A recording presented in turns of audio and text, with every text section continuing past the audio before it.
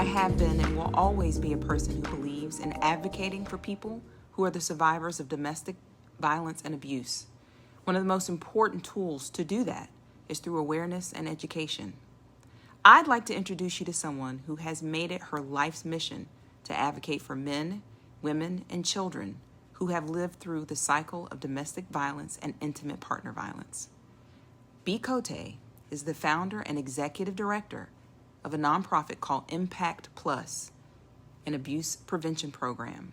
Impact Plus works with the community to stop abuse by addressing it at its source. So join me while I sit down with Bea as we discuss the mission of Impact and her vision for supporting families affected by domestic and intimate partner violence. Thank you so much today for being with me, Bea. I'm going to let you take a moment to tell everybody about yourself and what Impact is. Okay, thank you so much. I was so excited about this. So I have a nonprofit called Impact Plus, Abuse Prevention Services. And we have our flagship program at Impact Plus is called Impact. Okay. And it is a North Carolina state certified abuse intervention program or domestic violence intervention program. Mm-hmm. Sometimes if people are looking where they are, it might be called a BIP, a battering intervention program. But what we do in that flagship program is that we work with the domestic violence offenders, the abusers, those who commit acts of abuse, no matter what kind of abuse, and that's really important too. No matter what kind of abuse. It could be verbal, mm-hmm. It could be physical, it could be what we call now coercive controlling behavior. Okay. And we work with mostly men. We do serve some women if they don't have a program for them in their area. Mm-hmm. And the ones we work with, because we don't get a lot of women offenders, we'll work with them individually. Okay. But our Impact program is in groups only. Okay. And that's what works. All right. Well, that's good. So you're in North Carolina. What part of the state do you service? Mecklenburg County and 4 counties surrounding Mecklenburg. So okay. We're talking Union, Gaston, Cleveland, Lincoln. Okay, sounds good. So let's dig in. So I want everybody to know a little bit more about the organization and the impact that it has on the community. Many people think of domestic violence as a private family matter, but your organization approaches it as a community issue. Why is it important for communities to address abuse at its source? And what impact have you seen when they do? So let's talk about my hashtag. Okay. My hashtag is only abusers can stop abuse. That's like this wake-up moment for a lot of people, because they think that if we work with the victims, that's where the money needs to go. We need to work with the victims, and I agree, mm-hmm. right? But we're putting Band-Aids on it mm-hmm. after the abuse has happened. Who's addressing the abuse before it starts or right after it happens so that it doesn't happen again? So in essence, even though we're intervention, we're also prevention. Okay. We're hopefully saving lives. Mm-hmm. By working with the victims, we are trying to make sure that things don't get worse for them and that they can heal. But by working with the abusers, we are changing the mindset. A lot of people ask me, why do they do it? Mm-hmm. Right? We hear that question all the time. Why do they do it? And the answer is really quite simple. In most cases, abusers abuse because they have a pro-abuse belief system. They believe that they were somehow justified or even entitled to abuse. So if you think about that, then you understand that we have to change that belief system mm-hmm. in order to stop the abuse. And the way it works in Impact and in other programs like ours is that we work with them. In North Carolina, it has to be a minimum of 26 weekly groups. Okay. And we're not mental health, we're not anger management, we're not communication difficulties, we're not marital problems. So what we do is work with them on that belief system Okay. in a group setting. And the reason the group is what works best is because you've got other men in the group who've come to understand the concepts that we're trying to teach. Mm-hmm. Almost all of my guys, I call them my guys, almost all of my guys, when they first come to the program, have lost something as a result of their abuse. Okay. But so they may see themselves as victims. If they've lost something, if they've gone to jail, if they've lost their jobs, if they've lost a professional license or one is at risk, if they are estranged from their partner, if they've lost access to their children, as a result of their abuse, we can't deny the fact that they're still hurting. Right? And so we understand that, and we're not a punitive program, but we are an accountability based program. There's a difference. We're not here to punish them. We're here to try to get them to stop being abusive. Do you feel that the group setting helps with the accountability? Oh, or is it more absolutely. about the support? Or is it both? It's both, actually. Okay. I think that there's some magic pixie dust that happens in there because of the right, sprinkle it on, because of the group setting. A lot of these guys, and this is our fault as a society, have never really had real life conversations and accountability from other men. And, we as women, we have lots of spaces where we can talk to other women. We get together with our girlfriend, gathering, and I think sometimes men envy that too, because they don't always have it. So what happens in the group setting is twofold, like you said. We've got men who've been there for a while who can help guide these new guys along in a non-punitive way and in a dude, I've been there kind of way. This is how I got over that. I got over that sense of being a victim rather than an abuser. So it's a matter of holding them accountable and building friendships. Right. So I started this program. We will have our 20th anniversary next year. Wow. Yes. And I have guys from the very first group who are still friends to this day. Oh, well, that's good because you're building a sense of community and ownership in finding spaces that are safe for the community, which, that's how you build community. And we hope that it's not a group kind of thing where they gang up on the victims. We know that has happened before. Unfortunate. But fortunately, it's the reverse that happens more often, and that's that they make accountability partner kind of friends. Yeah.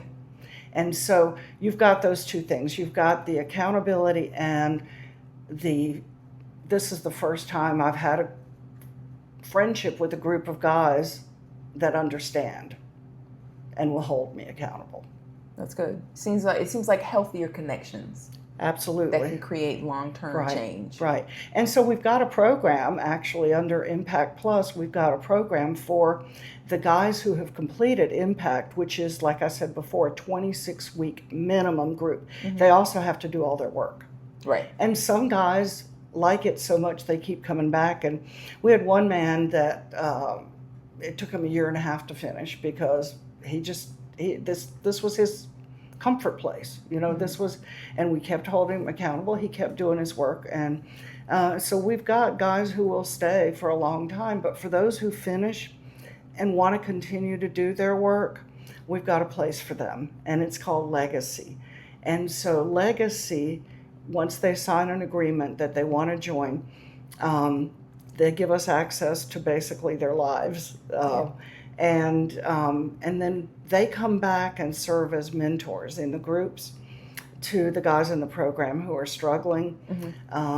And they are still working on their own stuff. So these new guys get to see that this guy doesn't have to be here, but he's still here and he's still being held accountable, B called him out on something, but he's a Legacy member. Right. And then we have special events It used to be we had more events, but the pandemic kind of put a damper on some things. Like we would go out to the stables, and and we would learn from the horses about communication. You can't force a horse to do anything. And I've heard of horse therapy before, so it really makes sense. Yeah. There's something to be said about making a connection with life. They're strong animals. Yes. They have their own. Some of them are stubborn. Yeah, not that's unlike right. us human beings. And that's what they learn. They learn to read the horse's personalities, to Their kind of energy. know how to their energy, to kind of know how best to communicate with them and get what they want. And then they end up leading the horses through kind of a maze of tasks, and and so I just hate that the nonprofit that we were doing this with is no longer in existence. I know. I hope we can find Somebody else. Yeah. But we also have a day each year where one of our legacy members invites us to his lake home, and we have a whole lake day, a legacy day, and they invite their partners, their families, their kids, their dogs, whatever, The whole family. The whole family. 4 legs too. And we spend a day at the lake, and the board members come too, and staff, and the thing is, nobody knows who is who. You can't tell the difference from looking at somebody, whether they're a board member or a client. But that also matters too, because abuse doesn't have one face. Doctors, teachers, homeless, drug addicts, clean, everything. And it touches so many lives. And I think it's important to be able to acknowledge that, because yes, abuse is ugly, but it's not a boogeyman. It's something that should be addressed. And it sounds like your organization is doing that. Yeah. And it's, the studies tell us that it's the most effective way of addressing domestic violence. And when I say domestic violence, I want to clear that up too. Okay. I'm talking about intimate partner abuse, all right? And so domestic violence in North Carolina can also be family members, like an uncle and his niece who happen to share a household. But that's not what we do. We work with intimate partner abuse. And I'm trying to focus a lot more on something that is getting really a lot of attention and should be, and that is post-separation abuse. Yes. I'm getting a lot of calls from victims of post-separation abuse who had no idea that they didn't see it coming, because he had never been physically abusive. And that's my bandwagon too, is getting the community to understand that most domestic violence is not criminal. Right. Most domestic violence is not physical. In fact, if you look at, we've got something called a power and control wheel. This is our workbook. And if you look at the power and control wheel, which, by the way, it's not just about power and control, but it's about entitlement, right? And that's what operates this wheel. Right. And so if you look at this wheel, very little on here is actually criminal. But oftentimes when my guys have finished the program, they are saying, I've done everything on this wheel. Or they may say, I've done everything here, I just haven't done the sexual or physical violence. And I have family members, where, like, my grandfather controlled my grandmother for 50 years after abusing her just one time physically. Right. He was able to control her using the fear of that one incident. But it doesn't even have to be that. It can be simply controlling her. And we see so much of that now in the courts, in the family courts, in custody battles and divorce battles. And so he ups, and I'm saying he because I mostly work with men who are abusive. Right. But he will increase the control because of the feeling of slipping, of his control slipping. Okay. Now that she has separated and is fighting him for survival sometimes. And so the abuse may not be visible or even exist really until after the separation. So she's left going, what's happening here? what's going on? Yeah. And so we need to do a lot more work on that as a community too. Well, I think some of it, and this is just, and we've talked about this, and for anybody who's, because I plan on making a podcast out of this too, but for anybody who knows, I have a background in victim advocacy as well, and you'd be surprised at how many people don't know they're being abused. Right. You'd be surprised at how many abusers don't know that they're abusing. Right. And so if you don't even know what that is within the confines of a relationship, and then you realize I'm out of the relationship, and you never knew, You don't know. then you don't know Because that, you're not the billboard. You're not that woman on the billboard. yeah, I don't with have the a black eye, right? right? Or I don't, I'm not homeless, or I'll never forget. I had a woman when I was doing victim advocacy in Florida, and she was the CEO of a small bank. They did mortgages as well as investments. And her husband never touched her, but he used financial and verbal abuse. He scared her to within, he put the fear of God in her. That's to the all it point to takes. where she would literally have her money go into one account. Mm-hmm. He paid the bills. This is CFO. This is a CFO of a bank. And so I think telling stories like this is what makes it important, so people can realize that you're not far removed from being harmed simply because of your station in life. Well, and not only that, but there's a big shame factor. Oh, yeah. How for are sure. you going to come out and tell people that you think you're being abused economically when you're a CFO? Yeah. There's a lot of shame involved in people coming out. With the guys, too, though. Some of them think that, okay, what do we hear when we're growing up about abuse? Men hear, boys hear, don't put your hands on a woman. That's it. Nobody explains to The them psychological aspect, or, the intimidation. how to handle breakups, Right. how to handle loneliness. Nobody tells them that they can't do these other things as well. Yeah. In fact, I've had guys who, this is how you know that their abuse was purposeful, is that they have hit her with a belt instead of with their hands because they knew not to put their hands on her. Oh, I see what you're saying. So or it's like they'll headbutt her. I didn't put my hands on her. I didn't put my hands on her, right? And yet that kind of abuse and the verbal, the coercion is, by all reports from victims and survivors, the worst. Yeah, because those are the scars that people are looking for, they can't see. Yeah. Well, you must be fine. He didn't touch you. You're not hurt. And it's like, yeah, but I'm fit. The emotional distress, the pain on the inside, the shame on the inside, especially if the person is a parent, and then you've got these little people looking at you for safety and for support and love. Right. And the last thing you want to do is show them that you can't handle it. Right. When on the inside, you're feeling like isolated and you don't feel safe. And no one wants that in their relationship. Yeah. They want safety. Yeah. And, we get the question, too, about do our programs work? And how do we know it works? And it doesn't work all the time, right? All we can do is provide them these tools. Right. And if they don't use them outside of group, we make them work at lying about it. Okay. They're going to have to work hard to show us that they're using these things outside of group, but we don't know. Right. We don't know for sure what they're doing outside of group.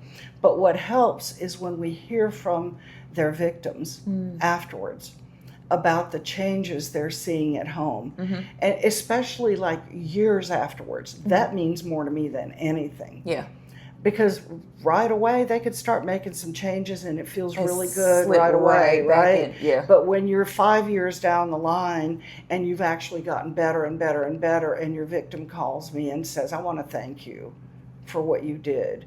And I'm like, hey, it's not me. All I'm doing is providing the forum, right? And the ideas. And, it's up to him to use it. Right. And so we know that it works probably more often than any other kind of program, which is a real big surprise to people.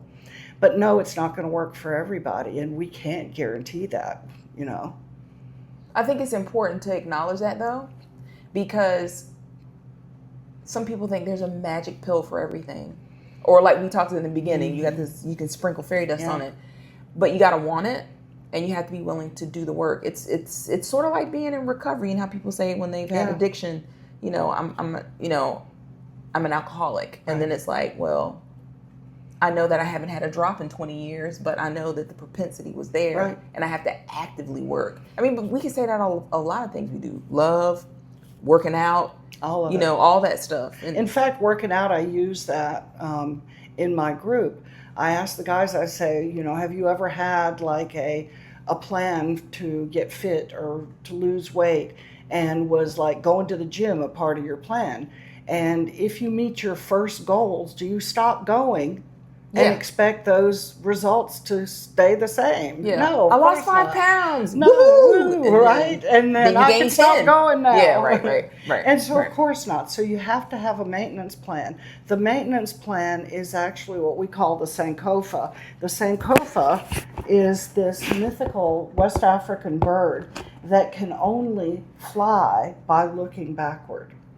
So they have to figure out how to collect the insights and discoveries and the belief systems that they now have in order to move forward. They have to carry those with them instead of, it's the opposite of just dropping everything once you finish the program. Right. And I know those guys who never have a contact with me ever again, they're coming back. Yeah. Because you have to maintain it. You have to keep, this is the first of a lifelong journey. Mm-hmm. And if they choose to hop off that bus, that's on them. And unfortunately, it's on the victims too. Yeah. My last question, looking ahead, what is your vision for Impact and Impact Plus? And how can the community members, partners, volunteers, and potential supporters help expand the work, create healthier, safer communities for everybody? Oh, wow. Okay, that's a lot. Let's no start pressure. Let's start with, so right now we have no grants, and we're not allowed to bill insurance. And that's a state regulation. Okay. Because we're not diagnosing anybody, and this isn't therapy, and so it's psychoeducational. And so we're not diagnosing people, we're not billing insurance, we can't do that. Okay. And so we're completely fee-based. And then what we know is that a lot of these guys may come in, and if they can't afford the program, or sometimes they can, they put it off on their partners. Half of these guys are still with their victims. Mm-hmm. And so then the victim has to pay for the program. Mm-hmm. That he's in because of his abuse of her. Mm. That's all kinds of wrong. Well, that may also be a hard pill to swallow. Right, right. And so what we do is with the donations that come in, and we're also looking for sponsorships. Okay. With the donations that come in, we offer a sliding scale. Okay. So that the guys who would not normally be able to afford the program can now, on a sliding scale. And so depending on my group, in Mecklenburg, I may have some clients who pay at the high end, but it doesn't offset, like I've got whole counties that pay at the bottom of the sliding scale. Okay. So we need those donations to come in to compensate for the cost of the program versus what we're charging, which is very little. We have to charge something. That's a state regulation too. There are studies now that say that they've found that some states find funding for programs like this. And we used to believe that as part of accountability, we have to charge them something or otherwise they won't show up. Those studies are showing that they actually show up more when it's free. I would love for one day to be able to offer it free of charge, but that's not going to happen anytime soon. So we need the money to be able to offer the sliding scale, and to also we want to build the staff so that we can build our client base. Okay. We need some help. We need some help with board members as well. Okay. We need board members who have experience with small nonprofit boards who are able to go out there and spread the message. We need folks in PR, media, fundraising to help us get the message out there that our program is different, but we are actually saving lives. We're just doing it in a place that can be uncomfortable for some people to think about. But, so we're not puppies. We're not, And so, but I love what I do, and I love seeing the results. These guys can be amazing partners once they really get it. And sometimes, and this is the best, is when they do it for their children. Right. That's the best result of all. Yeah. Because they see no pun intended, they see the impact, which is one of the best things about this. You see the direct connection between the name of the organization and the program, but they can see the impact. And once your eyes get open to see what is going on now, you can see what happened. Yeah. And then you can say, hey, I want to be the person that breaks that chain. Yeah. I don't want them to see this domestic violence and abuse, and I want them to know that it's not okay, and that you can live a good life, a healthy life, a happy life, free of that. Right. Yeah. And also what I want to put out there is that while we do get a lot of court referrals on criminal charges of domestic violence, we also get them on restraining orders when there's no criminal court involvement. Okay. So they can be referred to us that way. But in our wealthier counties, we tend to get a lot more referrals from therapists, especially couples counselors, and from the victims themselves. They'll read books, or they'll see, like they may watch this, right? Right. And they'll see that, oh, I should send him there. Yeah. Here's an option. Well, I think a lot of it is people don't know they have one. So if you don't know that there's a resource available, you don't know what you don't know. Right, you don't know what you don't know. Yeah. Or I say, you don't know what's under that rock until you turn it over. Until you flip it over, Right. That's true. And so we want the word to get out there about multiple things. Number one, that there is help. Right. And number two, that there's help for more than just physical domestic violence hitting, right? We want that, to raise that awareness. And then also, we need to do something about the family court system. Yeah. And we need to talk to the attorneys who would advise these defendants, the domestic violence abuser, to go after the victim tooth and nail. Right. Well, Bea Cote, thank you so much for taking the time. Thank you. And I'm happy that we can bring your organization in front of other people who now know that there's an option. Yes, come see us. If you want more information about Impact or Impact Plus, or would like to donate to the organization, please check the link in the post description, or check out the website, www.impactdv.org. Check me out weekly on my YouTube channel or wherever you get your favorite podcast. Thank you for watching and listening. You could have spent your time with anyone else, and you chose to do it with me. And for that, I'm grateful. Have a good day. Okay, bye.